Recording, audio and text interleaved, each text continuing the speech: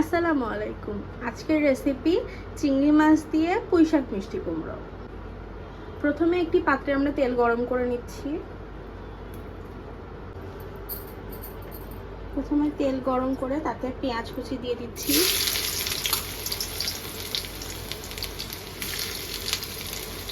পেঁয়াজগুলো এমন লাল হয়ে গেলে তাতে আমরা চিংড়ি মাছগুলো দিয়ে দেব।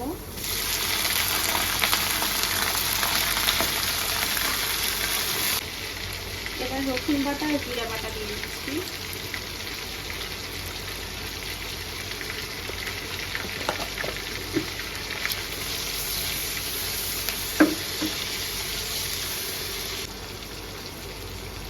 এবার গুঁড়ো মশলাগুলো দিয়ে দিচ্ছি।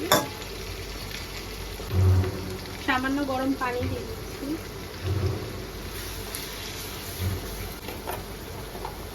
এবার মিষ্টি কুমড়োগুলো দিয়ে দিচ্ছি। মিষ্টি কুমড়োগুলো হালকা ভেজে নেব।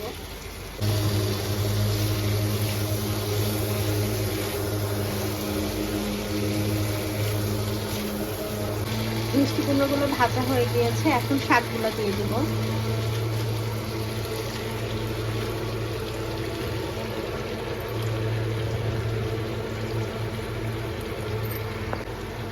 এবার শাকের ভিতরে লবণ দিয়ে দিচ্ছি।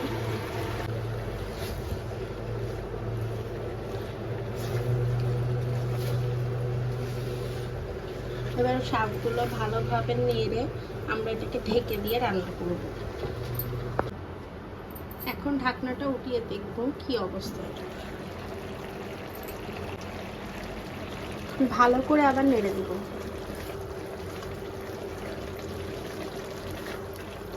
আমাদের রান্না কমপ্লিট হয়ে এসেছে। একটু পানি শুকিয়ে এটাকে নামিয়ে ফেলব।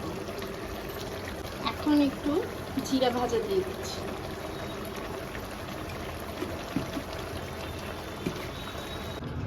এই তো তৈরি হয়ে গেল আজকের রেসিপি চিংড়ি মাছ দিয়ে মিষ্টি কুমড়া পুঁই শাক।